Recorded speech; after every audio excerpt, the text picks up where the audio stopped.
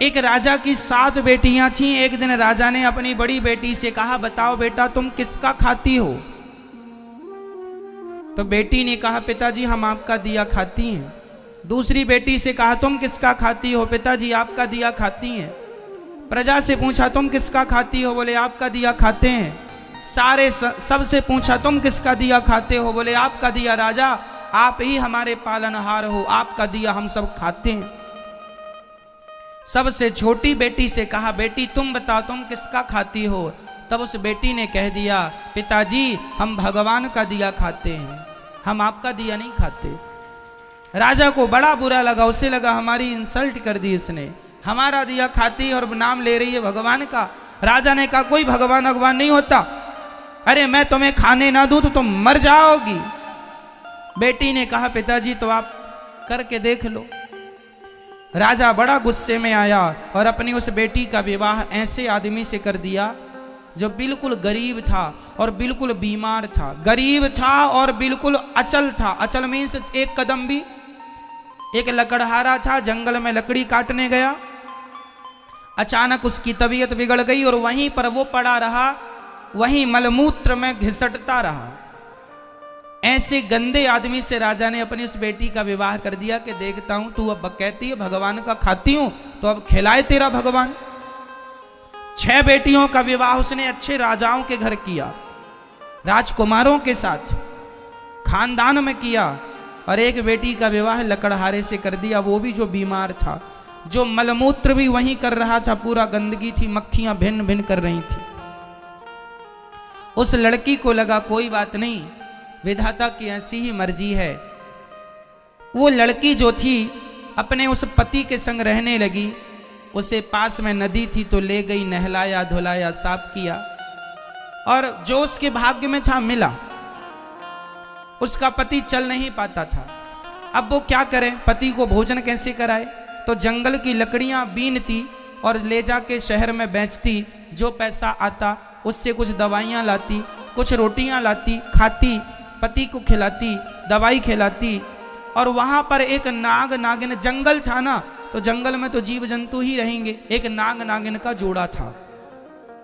तो वो जब दूध लाया करती अपने पति को देती, और जो बच जाता तो दौने में वो वहां नाग नागिन को रख दिया करती थी। तो नाग नागिन दूध पीते और बड़े प्रेम से वो खुश रहते। अब वो धीरे धीरे उसका पति ठीक होने लग गया, बीमारी से उसको राहत मिलने लग गई, ठीक होने लगा। एक दिन नाग ने सोचा कि ये मेरी इतनी सेवा करती है, परोपकारी भाव है, यदि इसे धन मिल जाएगा तो ये तो समाज की बहुत सेवा करेगी। तो सांप ने उसे स्वप्न में कहा कि जहां हम लोग रहते हैं वहां बहुत बड़ा खजाना गड़ा है, तुम खोद लेना। वो लड़की ने खोदना शुरू किया, उसे सच्ची का खजाना मिल गया, जिसमें बहुत सारा सोने चांदी से भरा हुआ खजाना था। वो तो लखपति हो गई। उसने एक बड़ा सा महल बनवाया, नगर बसाया, ओ बढ़िया ठाट बाट बनाया, और दोनों राजा रानी हो गए। उसका पति बिल्कुल स्वस्थ हो गया और बढ़िया राज सिंहासन पर बैठने लगे, और बड़े प्रेम से हाथी घोड़ा इकट्ठा किया और सेना इकट्ठी की, राजा हो गया, वो रानी हो गई। पर उसने परोपकार नहीं छोड़ा, रोज अन्न क्षेत्र चलाती, जो आए सबको भरपेट भोजन मिलेगा। उसके पास जरूरत से ज्यादा धन हो गया। एक दिन वो सबको भोजन बांट रही थी तो उसने देखा कि लाइन में सबसे पीछे उसका बाप लगा हुआ और उसकी बहनें लाइन में लगी हैं भोजन के लिए। उसने पहचान लिया, ये तो मेरा पिता है। उसने कहा, पिताजी आप?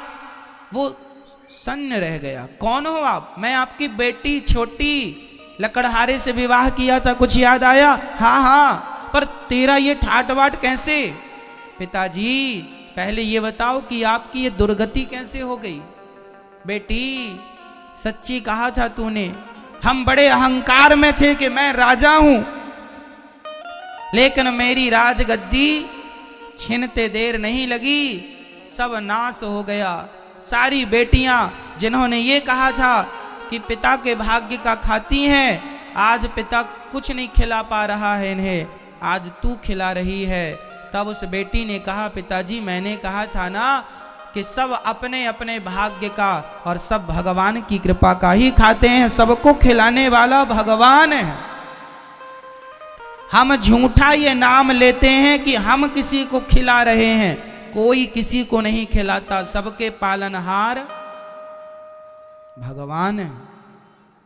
राजा ने उस बेटी के लिए लकड़हारा चुना था, लेकिन फिर भी मेरी माँ, कई बार बाप अपनी बेटी के लिए बहुत अच्छा घर चुनता है, घर और वर, फिर भी वो माइनस हो जाता है, और कई बार सामान्य लड़के के संग विवाह कर देने पर वो बहुत ठाट बाट में हो जाते हैं। सच्ची बताएं, हर आदमी अपना भाग्य लेकर पैदा होता है। ये भाग्य क्या है? जो पिछले जन्म में आपने अच्छा या बुरा कर्म किया था, वही अच्छे और बुरे कर्म के प्रतिफल को भाग्य कहते हैं। मैंने पिछले जन्म में बहुत अच्छा किया तो इस जन्म में मुझे बहुत अच्छा मिला, वही मेरा भाग्य है। मैंने पिछले जन्म में किसी के साथ बहुत गलत किया, आज मेरे साथ गलत हो रहा है, वही मेरा भाग्य है और वही मेरा कर्म दंड है।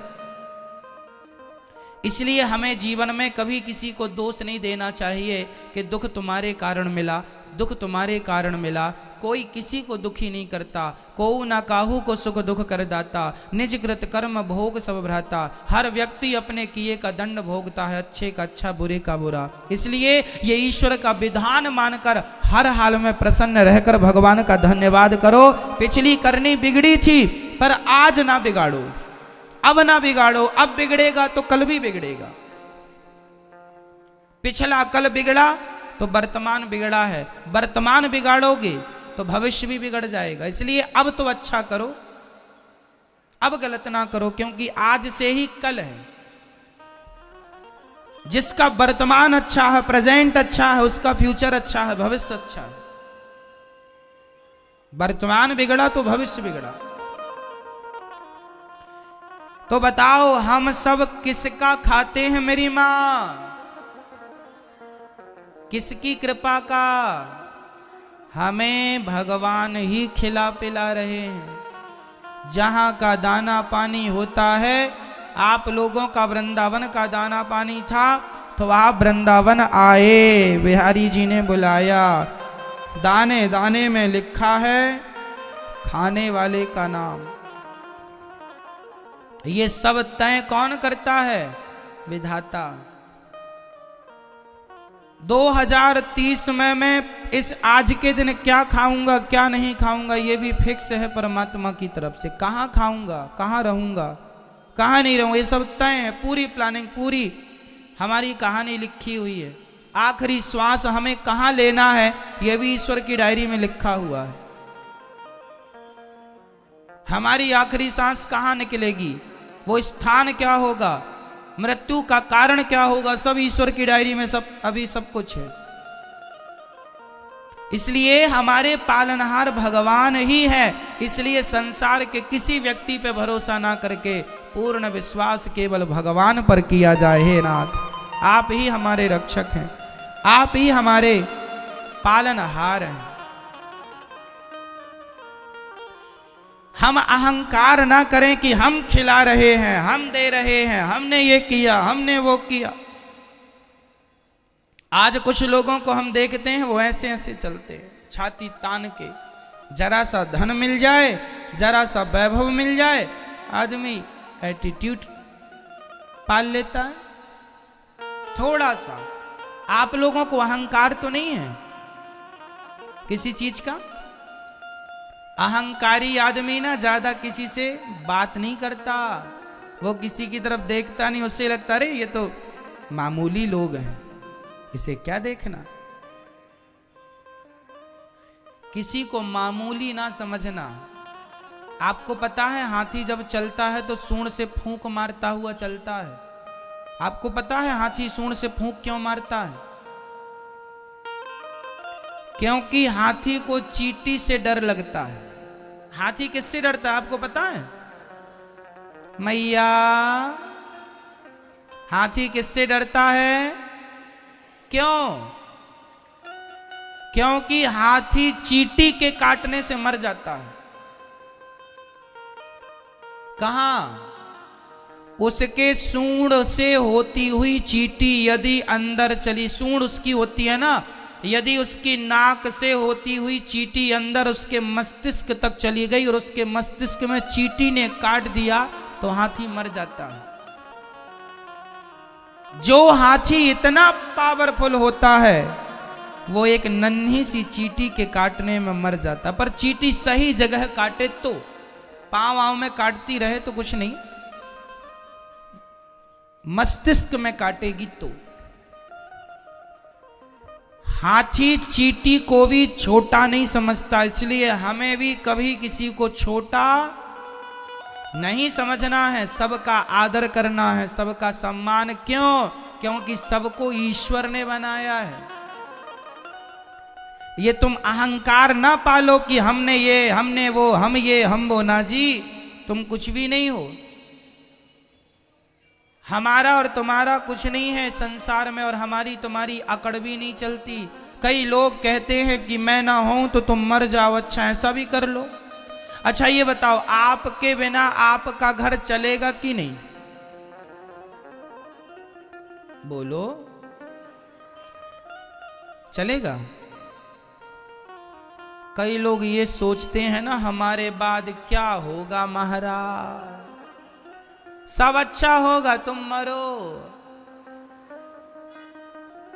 तुम्हारे बाप दादे भी ऐसे ही सोचते थे, हमारे बाद क्या होगा, सब अच्छा हो रहा, बुलाओ जरा उनको, आओ बुढ़ऊ देख लो, कोई काम रुका है? तुम जबरदस्ती टेंशन पालते थे, हमारे बाद क्या होगा, आराम से मरो।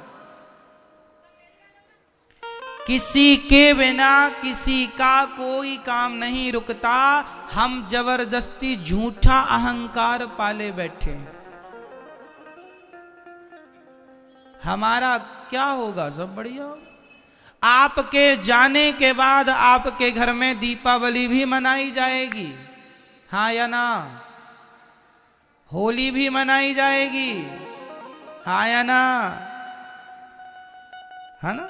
शादी विवाह में आपके घर भांगड़ा बजेगा और आप नाचोगे भी। और जो लोग थे ना बूढ़े, वो सोच रहे थे हमारे बाद क्या होगा, अच्छा होगा, तुम जाओ खाली करो जगह।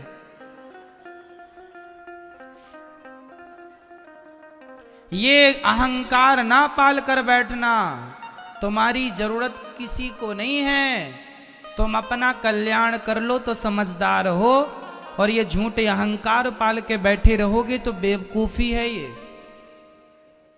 मेरी जरूरत किसी को नहीं है, मैं जबरदस्ती ये कह रहा हूं मेरे द्वारा ये काम हो रहा, मेरे द्वारा ये हो रहा, ना जी, हमारी जरूरत किसी को नहीं। बताओ किसकी किसे जरूरत है? पुरुष कहता है पत्नी की जरूरत है, अरे एक मर जाए तो